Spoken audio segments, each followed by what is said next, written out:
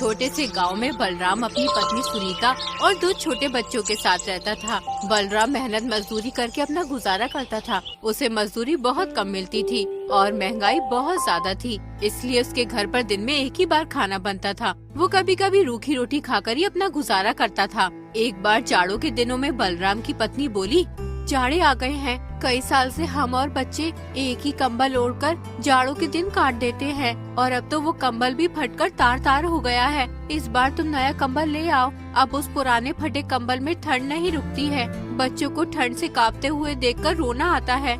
बच्चों को देखकर मुझे भी रोना आता है। मैं एक बदनसीब बाप हूँ जो घर में एक कंबल भी नहीं ला सकता। सुनीता, तुम तो जानती हो मेरी रोज की कमाई से हमारे घर का गुजारा बहुत मुश्किल से हो पाता है। ऐसे में मैं कंबल कहाँ से ला सकता हूँ? एक कंबल की कीमत कम से कम 10 रुपए होगी और मैं दिन में बड़ी मुश्किल से ही 1 रुपया कमा पाता हूँ। मेरे पास 5 रुपए हैं। ये 5 रुपए मैंने बड़ी मुश्किल से जमा किए हैं। तुम्हारे 5 रुपए हरिया किसान पर निकलते हैं। तुम मुझसे 5 रुपए लेकर एक कंबल ले आओ।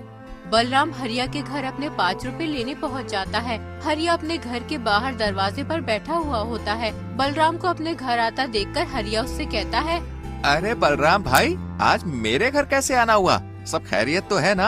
हाँ भैया, ऊपर वाले का शुक्र है। दरअसल मैं तुम्हारे पास अपने उधार दिए हुए 5 रुपए लेने आया हूँ। मुझे एक कंबल लाना है। बगैर कंबल के रात काटनी मुश्किल हो जाती है।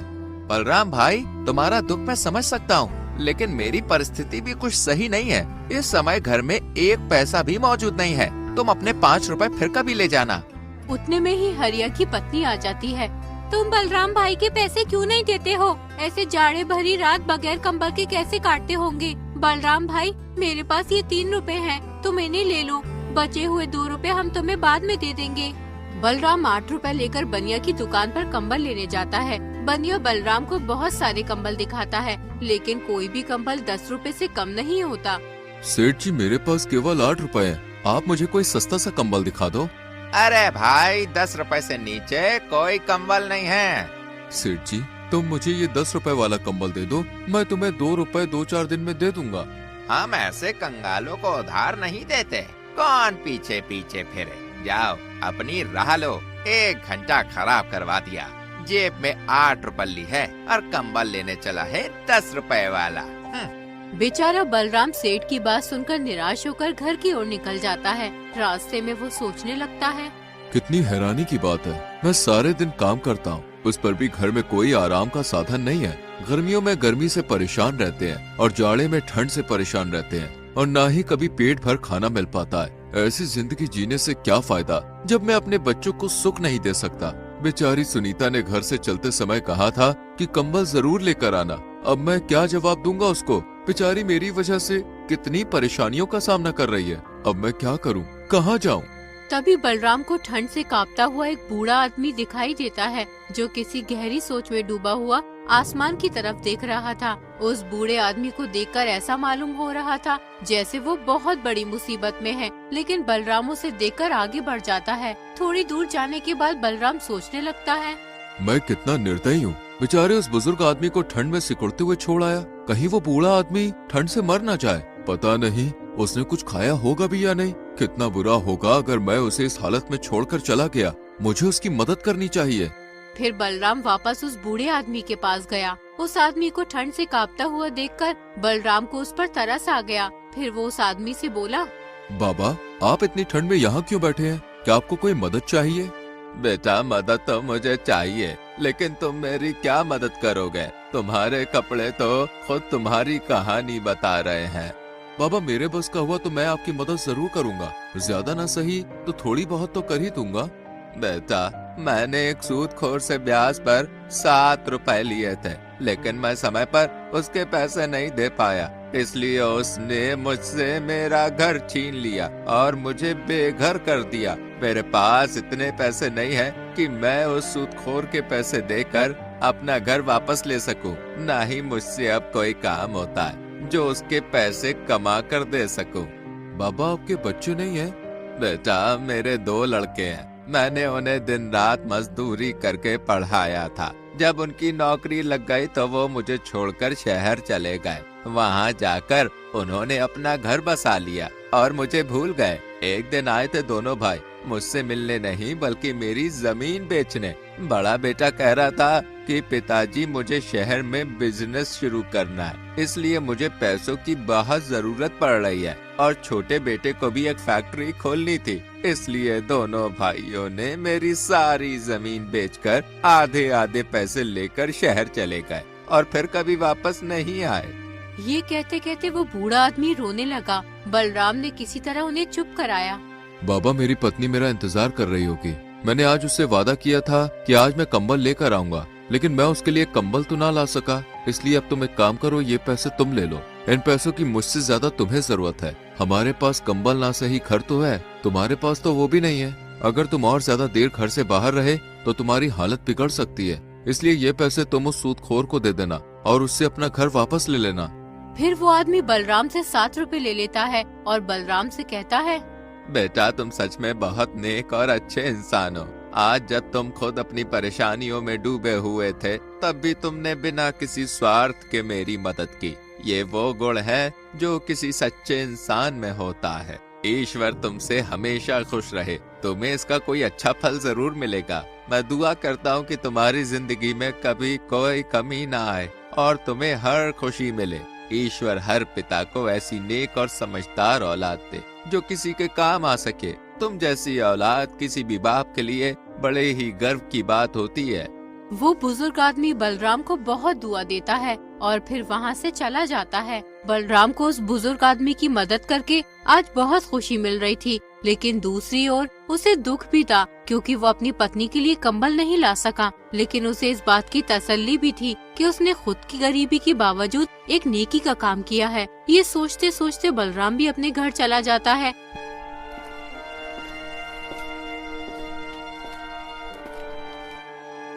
जैसे ही उसकी पत्नी बलराम को देखती है तो वो उससे कहती है, मैं कब से तुम्हारा इंतजार कर रही थी। तुम्हारी राह देखते देखते मेरी आंखें दुख गई। दिल में अजीब अजीब ख्यालात आ रहे थे कि कहीं कोई अनहोनी ना हो गई हो।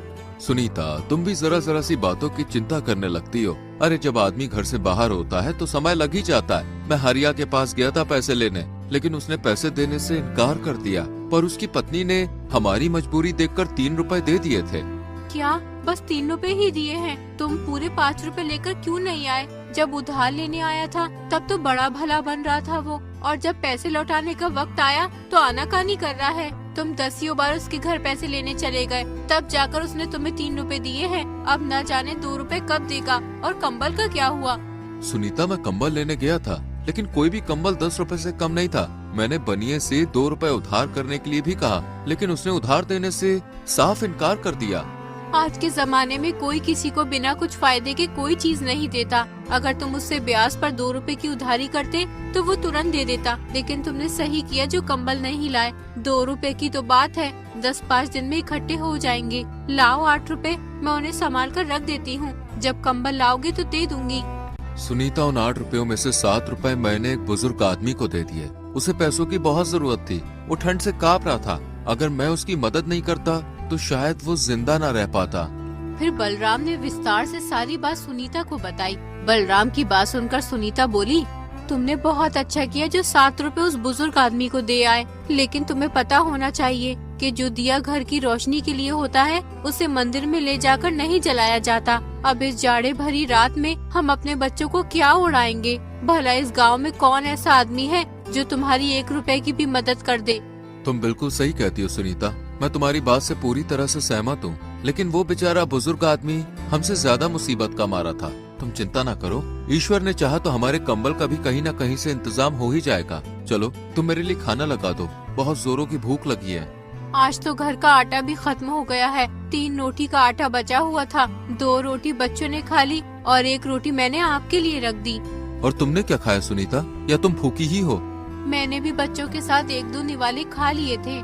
फिर सुनीता बलराम के लिए खाना लगा देती है। जैसे ही बलराम खाना खाने बैठता है उतने में ही कोई घर का दरवाजा खटखटाता है। सुनीता घर के बाहर जाकर देखती है तो एक बूढ़ी औरत खड़ी थी। वो सुनीता से कहती है, बेटी मुझ पर दया करो, मैंने कल से कुछ नहीं खाया है, इसलिए मेरी हालत बहुत खराब हो गई है और मेरे पास खाने के लिए कुछ भी नहीं है। कृपया मुझे कुछ खाने को दे दो, ईश्वर तुम्हारा भला करेगा। बहुत लोगों के घर के दरवाजे खटखटाए, लेकिन किसी ने ठंड की वजह से दरवाजा नहीं खोला। माँ जी, इस वक्त तो हमारे घर में कुछ भी नहीं है जिसे मैं तुम्हें खाने को दे सकूं, और ना ही राशन है जो मैं तुम्हें बनाकर कुछ दे दूं। सुनीता की बात सुनकर बुजुर्ग महिला की उम्मीद टूट जाती है। उतने में ही बलराम आ जाता है। वो बुजुर्ग महिला से कहता है, माताजी आप अंदर आ जाइए, ज्यादा देर घर के बाहर रहना सही नहीं है, ठंड बहुत ज्यादा पड़ रही है, आप बीमार हो सकती हो। बलराम उस बुजुर्ग औरत को घर के अंदर ले आता है और फिर सुनीता से कहता है, सुनीता, मेरे लिए तुमने जो एक रोटी बचा कर रखी थी वो रोटी माताजी को दे दो। लेकिन स्वामी आप क्या खाओगे? आपने भी तो सुबह से कुछ नहीं खाया है। सुनीता, उस रोटी की जरूरत मुझसे ज्यादा माताजी को है, क्योंकि ये मुझसे ज्यादा भूखी है, इसलिए ये रोटी माताजी को दे दो। फिर सुनीता ने वो रोटी बुजुर्ग औरत को दे दी। बूढ़ी औरत बहुत भूखी थी, इसलिए उसने वो रोटी तुरंत खा ली। आप लोगों ने इस बुरे वक्त में मेरी सहायता की है, मैं तुम्हारा ये एहसान जीवन भर नहीं भूलूंगी। वो बूढ़ी औरत बलराम और सुनीता को दुआएं देती हुई चली जाती है। अगली सुबह सुनीता बलराम से बोली, तुमने भी रात को कुछ नहीं खाया और बच्चे भी थोड़ा बहुत खाकर ही सो गए थे। तुम एक काम करो, तुम्हारे पास जो बचा हुआ 1 रुपया है उससे घर का राशन ले आओ। पत्नी के कहने पर बलराम घर का राशन लेने के लिए बाजार की ओर रवाना हो जाता है। रास्ते में उसे एक बूढ़े आदमी के रोने की आवाज आती है। वो बूढ़ा आदमी अपने बेटे से कह रहा था, बेटा तू मेरी क्यों नहीं सुनता? मैं कितने दिन से कह रहा हूँ कि मेरी बीमारी बढ़ती ही जा रही है, तू मुझे किसी हकीम के पास ले चल। पिताजी, मैं आपके इलाज के लिए पैसे कहाँ से लेकर आऊँ? आप तो जानते ही हो मेरे पास एक भी पैसा नहीं है, फिर भी आप बार बार कहकर मुझे शर्मिंदा क्यों करते हो?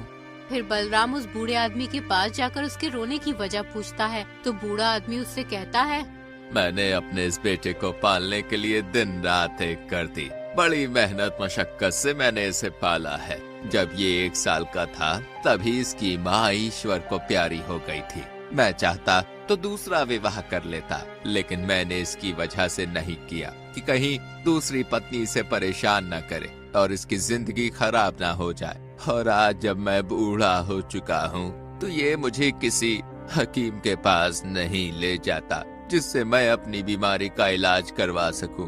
फिर बूढ़े आदमी का बेटा बलराम से कहता है, मैं इस बात से सहमत हूँ कि इन्होंने बड़ी ही तकलीफों से मुझे पाला है और पाल पोस कर जवान किया है, लेकिन मैं मजबूर हूँ। मेरे पास इतने पैसे नहीं हैं कि मैं इनको किसी हकीम के पास ले जा सकूं।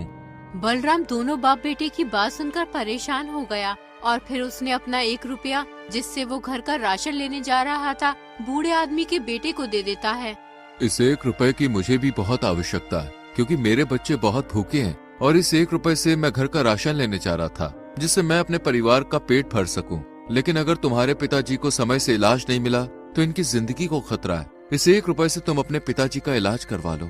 उस नौजवान को बलराम के इस नेक काम पर विश्वास ही नहीं हो रहा था कि उसने अपनी खुद की मजबूरी होते हुए भी हमारी मदद की है। उसने चाहा कि वो बलराम के कदमों में गिर पड़े, लेकिन बलराम ने उसे ऐसा करने से रोक दिया और कहने लगा, मेरे भाई, अपने पिताजी का इलाज सही से करवाओ और अब हमेशा इनका ख्याल रखना।